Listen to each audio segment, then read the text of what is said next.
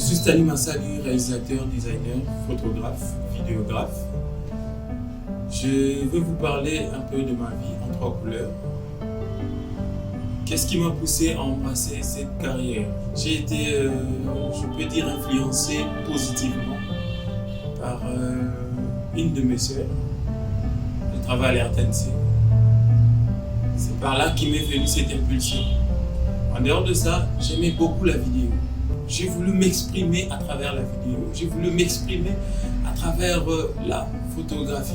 Je dirais, en ce moment, je ne suis pas en arrière et je ne suis pas en avance. Vers les années de 2007, j'étais dans ce domaine. En fait, j'étais encore un débutant. J'étais en train de suivre les grands, en train de chercher à apprendre, en train de chercher à m'auto-former, c'est ça le mot. Alors, vers les années 2009, quand j'ai obtenu mon diplôme d'État, c'est alors que je suis vraiment plongé totalement dans le domaine. À l'époque, vers les années 2009, la connexion n'était pas vraiment bonne. Je me rappelle encore, on achetait 1 giga à $50. C'était vraiment difficile. Pouvoir télécharger des tutoriels, pouvoir télécharger des syllabus, des notes, et ainsi de suite, parce que je m'étais inscrit à un cours en ligne, donc j'étais obligé d'être en ligne chaque jour. Imaginez-vous 1 giga à $50, et il me fallait acheter par mois, je devais avoir 2 ou 3 gigas le mois, mais comment ça coûtait? Et alors, à l'époque aussi, il n'y avait pas entre nos mains les outils nécessaires, les outils qu'il faut. Parlons des logiciels, parlons des ordinateurs performants. Il n'y en avait pas, c'était carrément difficile. C'est ça qui, je pourrais dire, c'est ça qui m'a vraiment retardé dans ce domaine, c'est ça qui m'a vraiment bloqué à l'époque. Je me reproche d'avoir été un peu négligent à l'époque.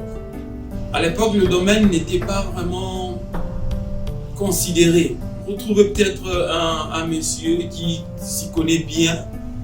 Il fallait aller plus loin, il fallait les chercher, ils étaient capricieux. Et du coup, j'étais devenu aussi négligent. Ce qui me fait mal dans ce domaine, parlant de ma carrière, je pourrais dire, c'est la manque de confiance. Les gens ont du mal à donner confiance aux techniciens. Les gens ont du mal à considérer ce travail. La personne peut te minimiser en disant qu'un travail de peu de temps, comment tu peux demander plus cher? Ce que je regrette aujourd'hui, c'est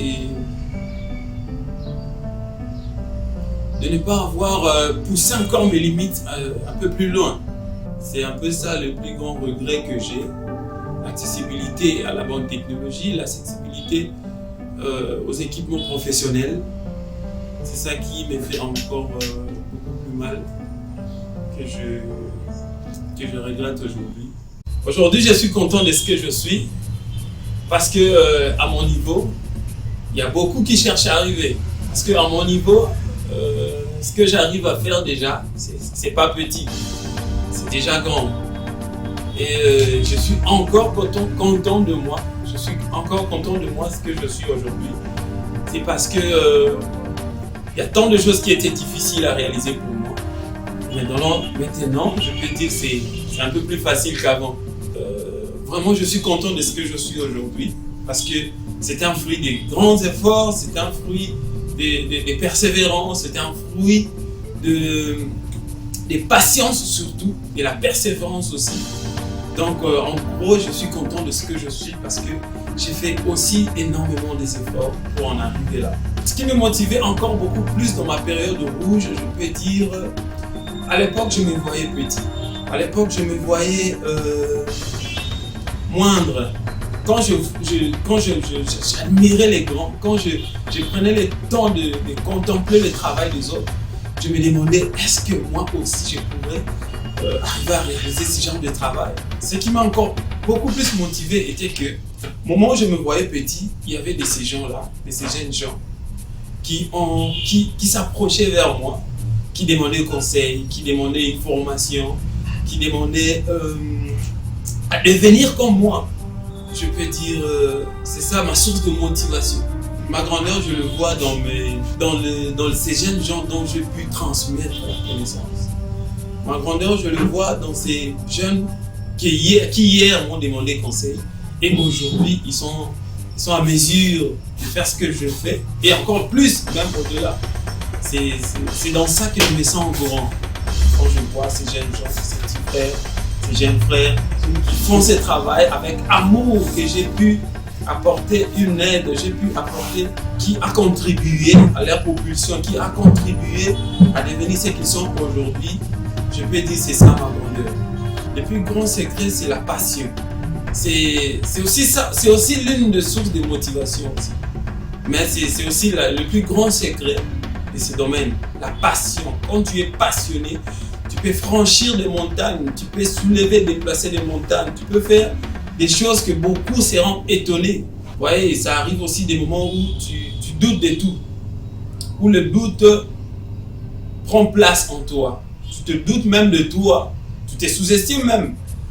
Mais quand tu es serein, tu es passionné, tu as aussi l'amour de ce que tu fais. C'est un peu ça les ingrédients secrets dans ce domaine-là. J'accuse toujours ma négligence. À un moment, j'étais totalement négligent. J'avais perdu le goût, j'avais perdu la passion et ça m'a aussi retardé. C'est ça que le retard. Je peux dire que je suis dans ce domaine plus ou moins 11 ans, mais si je calcule, j'ai soustrait mes moments de négligence, je peux dire, je peux soustraire 4 ans d'un moment où j'étais négligent.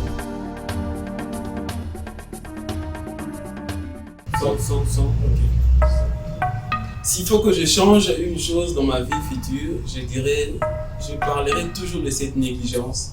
Celui qui s'est dit grand, celui qui se tape la poitrine, disons qu'il est grand, il n'est pas encore grand. La grandeur dépend aussi de ses rêves. Je peux dire mes rêves ne se sont pas encore réalisés à 100%. J'ai dit j'étais grand par rapport à ces jeunes gens que j'ai pu former, à ces jeunes gens que j'ai pu former. Maintenant, je me vois encore vouloir devenir grand, multiplier encore des efforts. Voilà pourquoi je suis encore là dans ce domaine. Je multiplie encore des efforts afin de devenir encore plus grand. Vous voyez, la grandeur n'a pas de limite. Et je me vois Andrew Kramer. Je pense que les designers savent. Les designers connaissent bien ce monsieur-là.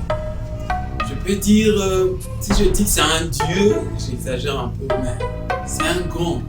Je me vois lui, mais en format Stanley Massali. Je ne pourrais pas me vêtir de ce nom-là, mais je me vois grand en format Stanley Massali. En parlant de personnes que je voudrais bien rencontrer, il y a plein de noms qui me traversent la tête. Ils sont vraiment beaucoup, mais s'il faut citer, je citerai qu'un seul nom. C'est fameux monsieur Andrew Kramer. Je ne dirais pas un idole, mais c'est une image que je me fais dans la vie future. Vous êtes dans la 7e merveille du monde, qui est la cinématographie, qui est tout simplement la communication visuelle.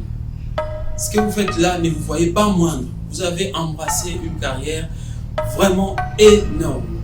Tenez bon, restez ferme et surtout, ne vous laissez pas marcher dessous. À faire de ce qu'on dit toujours, la programmation cérébrale. Vous arrivez à faire croire aux gens ce que vous voulez qu'ils croient. Donc c'est vraiment colossal. Continuez, tenez bon, soyez passionnés. Comme moi aussi je le suis. J'ai vraiment aimé l'idée, j'ai vraiment aimé ce cadre, j'ai vraiment aimé l'endroit où on se sent à l'aise de pouvoir s'exprimer. Dans cette émission, j'ai reçu des questions qui a vraiment creusé le plus profond de moi. Il y a eu même des choses que j'avais oubliées, que grâce à vos questions, j'ai pu me rappeler de ça. Je suis vraiment ému d'avoir participé dans cette émission. Un coup de chapeau à vous. Si faut dire, je ne sais pas si dans cette émission il faut jeter les mapanga aussi. En tout cas, je vous salue tous.